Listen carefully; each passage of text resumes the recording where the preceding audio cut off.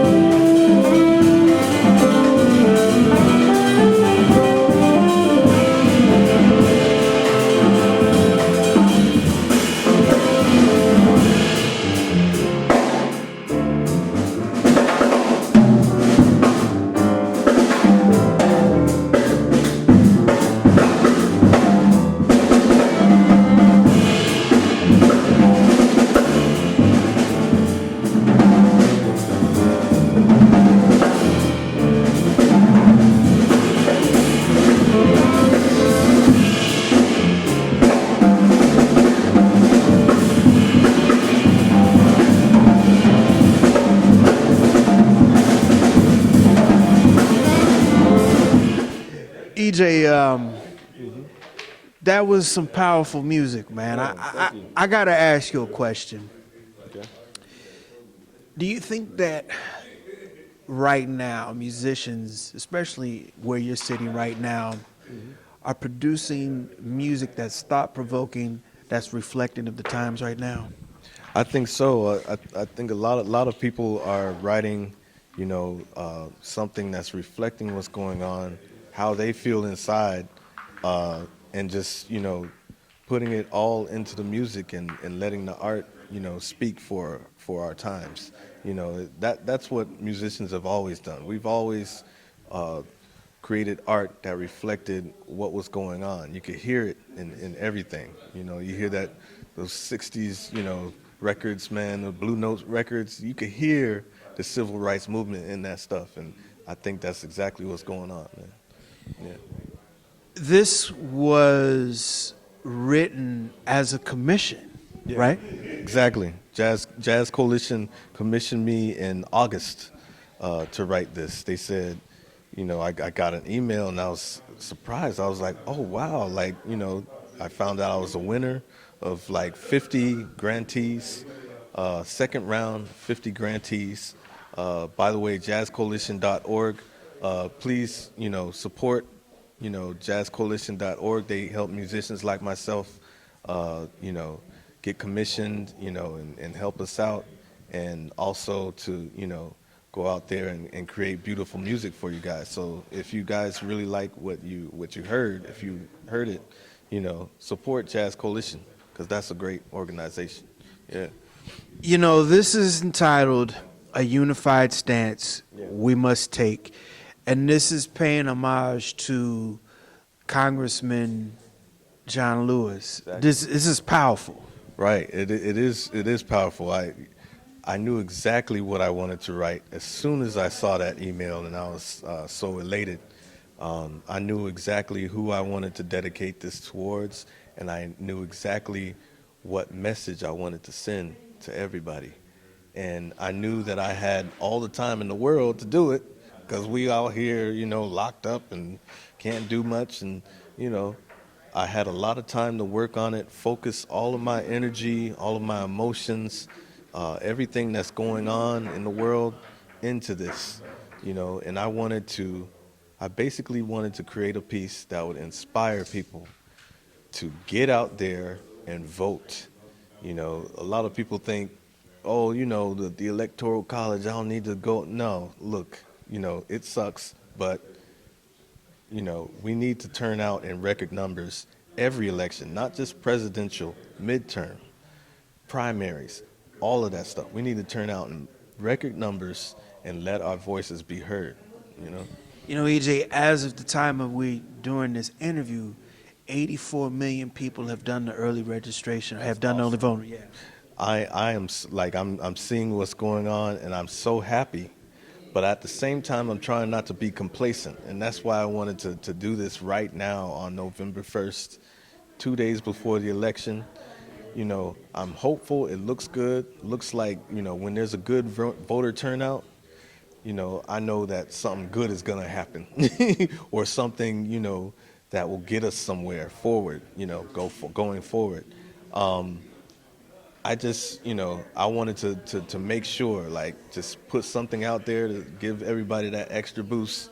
If you haven't voted, go out there and do it. But I'm looking at the numbers, and it's looking good. I like when people come out. Yeah.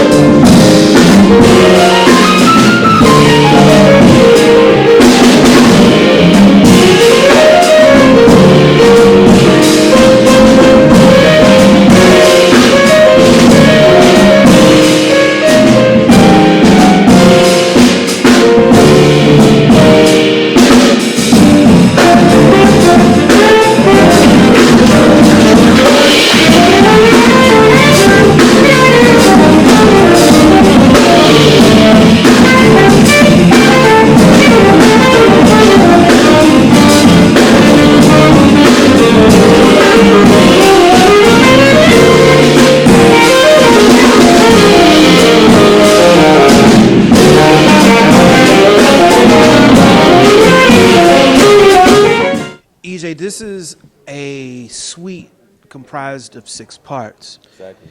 Explain the 6 parts and what you were thinking about going forward with this. And how long did it take you to write all of this? It took me basically the whole like 3 months. It kind of like took me to put all of this together. At first, I wasn't gonna do a suite. At first I was just gonna do one, very involved tune, which was the first movement. If you heard it, it was very involved. It kind of started off as a hymnal. That tune, A Unified Stance We Must Take, was inspired by, the entire thing was inspired by a photo of John Lewis marching from Selma to Selma, Alabama, to Montgomery, Alabama, with Martin Luther King and other activists locked arm in arm. That's basically what we need to do now is, make a stance, unify, and lock arms and just, stand up to what's going on out here. I don't like what Trump is doing. It's a threat to our democracy. So that's what that movement is about, unified. When I finished that tune, I was really inspired. I probably finished that in like 2 weeks. I was writing every day, and I was staying up late at night, getting up early in the morning. I had all of these ideas to put into that one tune. Very involved. But then I had all this time on my hands. I kind of called some people that were from the first round, like Jonathan Blake, some other people. I called some people that are from, this round, William Delisford, great pianist. I asked them, like, what's the deal? Like, what y'all doing?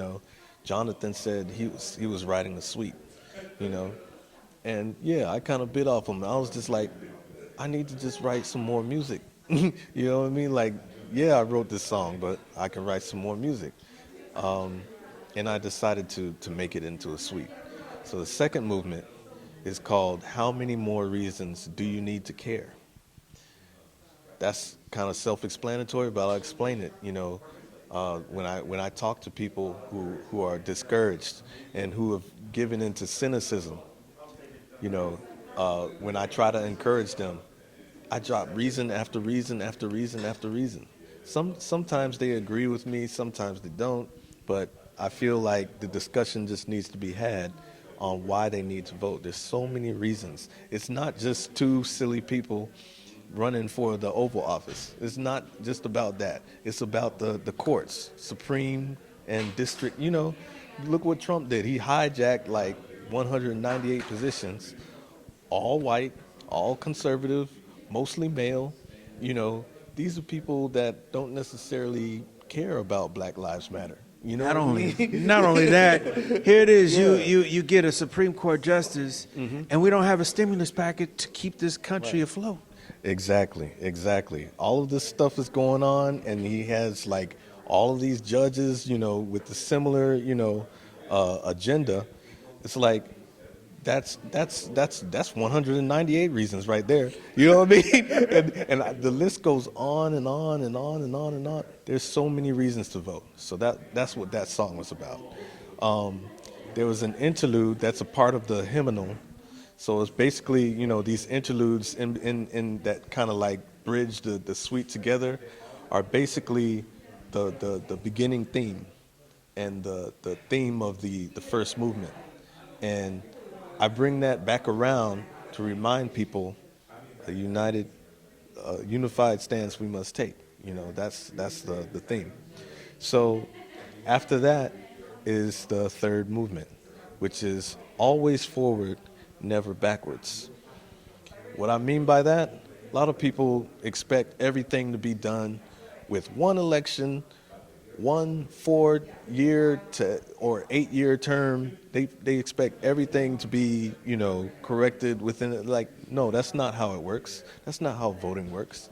How it works is you consistently turn out to every election and you keep on letting your voice be heard. You don't just stop, if you don't have your ideal candidate in there. No, keep moving forward. Because if you let things go backwards, like with this fool that we got in the office right now, who's trying to make America great again, see, it's going back. It's like America wasn't great back then. It was really jacked up. You know what I mean? We need somebody to take us forward, whether we're crawling, whether we're walking, whether we're running, whether we're flying. We need to always go forward, you know. So Biden might not be an ideal candidate for all of us, but at least what I see is he's taking us forward. He's got a black Indian woman as vice president. He was going to put a black woman on the Supreme Court. Do you understand? Supreme Court, that's a lifetime appointment. That's not just, whatever job, like, that's a lifetime appointment, a black woman on the Supreme Court. You know, if it weren't for, rest in peace, Ruth Bader Ginsburg, if she didn't pass away, This wouldn't be an issue. exactly, it wouldn't be an issue. If let's say Biden wins, if Ruth, was in her, last years or whatever, if she would have passed after the election, she would have been replaced by somebody that has our best interests in mind. So that's what I wanted to get across with that one. Always forward, never backwards. Then we move on to the ballad of the entire suite. The ballad is called For Our Future Generations. And that tune is basically saying, don't be selfish. You know what I mean? Voting is not a selfish act. Voting is a selfless act. Voting is about doing what's good for everybody. It's not about yourself and your ideals. It's not being a crybaby and saying, oh, I give up because nobody, it's not my ideal candidate. Wow, wow, wow, wow. No, babies do that. Grown-ups make tough decisions. They say, okay, these are two hard, choices here, but I got to make the choice, which is the better decision. And it's for everybody. People that are here, people that are not here yet.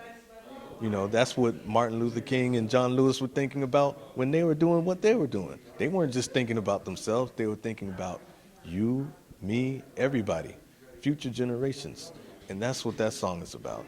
That's the sentiment I wanted to get across. Then we got another interlude with the same reoccurring theme throughout the piece. And then we got the fifth movement, which is Democracy Now. Our democracy is threatened. It's threatened. This guy, if I've been to an authoritarian country before, it's not pleasant.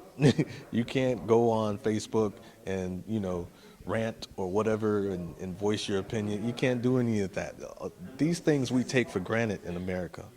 And a lot of these people that are fleeing authoritarian countries and coming here to find a better way of life, when they look at what's going on with Trump, they say, this is exactly what was going on in our country before all of, everything went haywire. You know what I mean?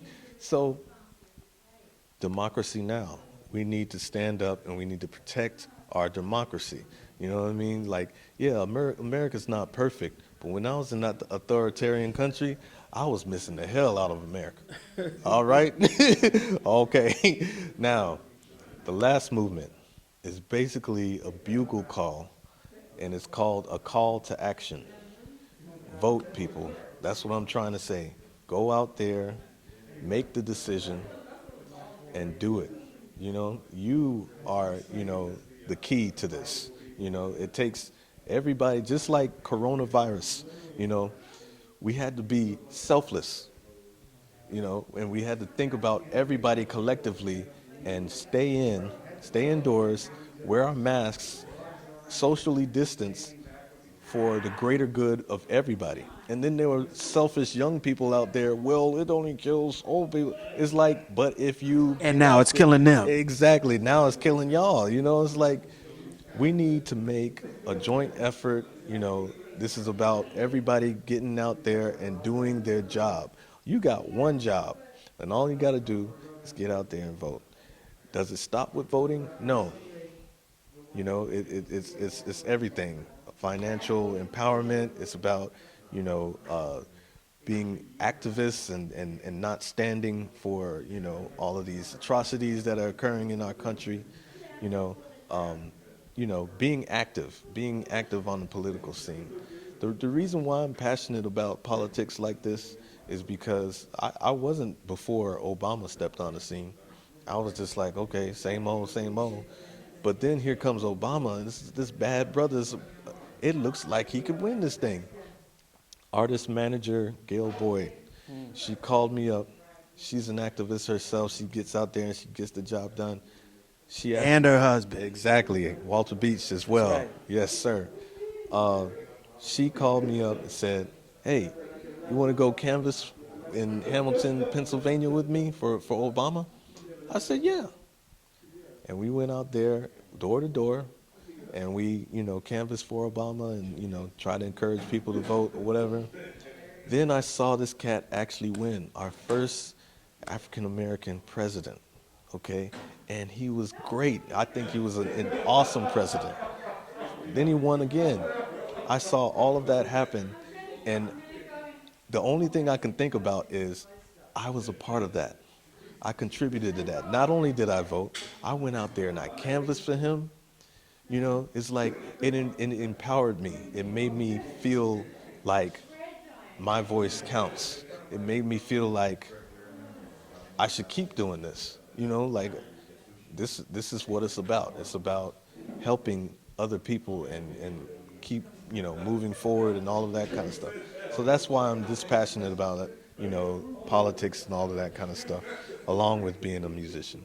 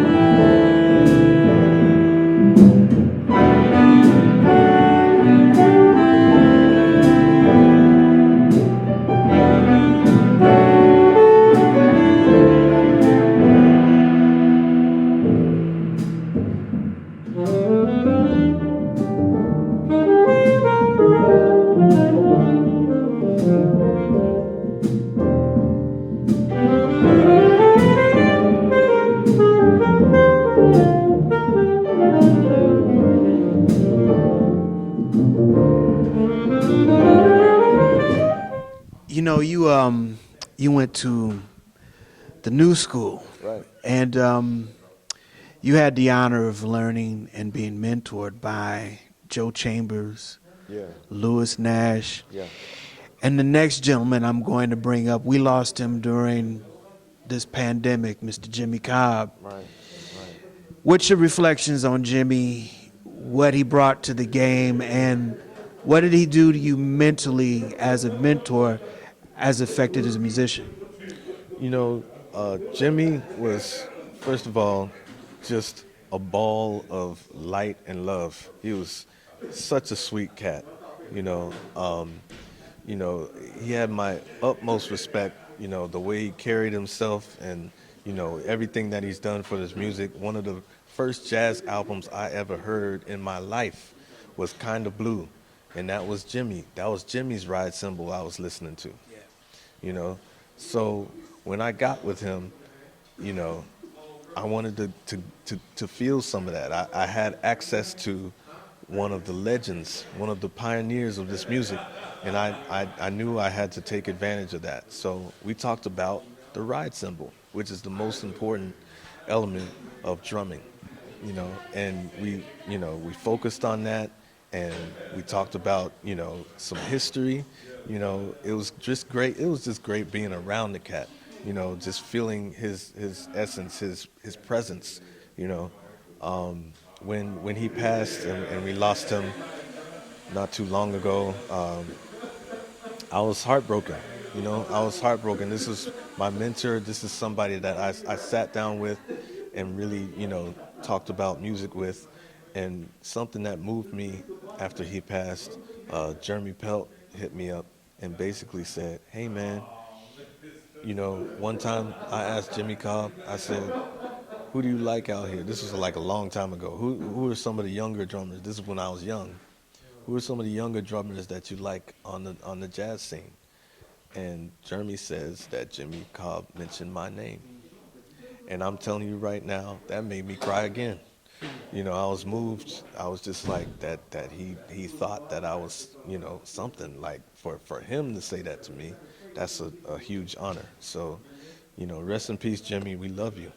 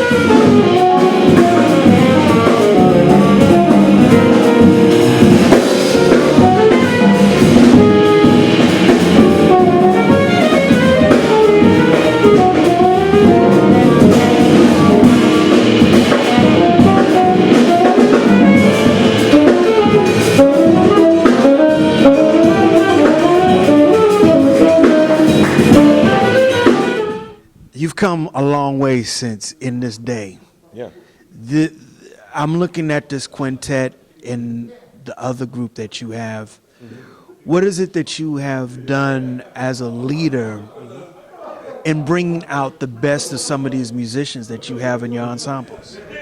I think, my evolution was basically to get more emotionally involved with the music, get more of a soulful connection with the music. You know, while I had a lot of cerebral stuff going on when I was younger, I felt like I could use some more of the soul, that connection to music. And, with my later albums like Undying Spirit, Warriors for Peace, the projects that I'm putting together, like Pads and Loops, this project, this suite that I'm writing, all of that kind of stuff, you know, I'm really focusing on, the melody. I want the melody to sing and to be a send-off into these solos and inspire the soloists to be, just, have a lot of energy and just, go for it, That I want these melodies to be send-offs. And, basically I've become a better leader over the years. You know, I always hire people that, I know they're going to, do what they got to do. I don't like to talk that much and direct too much because jazz is about freedom. I like people to be themselves. But at the same time, I've also, learned what are the best things to bring, to bring out the best in my musicians, and just, what to say and what not to say. Um, I started going on the road with my band. I started going to Europe. Uh, in 2017, I started touring, over there. And that's a great experience, just, gathering everybody together, taking everybody on the road, uh, pep talking everybody. If we didn't have such a great night, just encourage everybody and say, this wasn't so good, but, let's get it next time. Shed that part, shed this part, you know. Um, I've just evolved naturally over the years, and, it's a great thing for me. That'll do it again for this very special edition of the Pace Report, reporting live here at the Soapbox Gallery here in downtown Brooklyn. I'd like to personally congratulate and thank the talented E.J. Strickland. Make sure you guys support his upcoming project, his commission piece, A Unified Stance We Must Take. For more information, please visit him online at ejstricklandmusic.com. Also support the Soapbox Gallery, which is here in downtown Brooklyn. For more information on upcoming live streams as well as live performances here at the Soapbox Gallery, please visit them online at www.soapboxgallery.org. Thank you guys for supporting the Pace Report. As always, visit my website, thepacereport.com, for my weekly column as well as my past segments. Also, like, share, and subscribe to my videos here on YouTube as well as Vimeo. Until next time, remember, if it's in the groove, it'll make you move. Till next time, peace.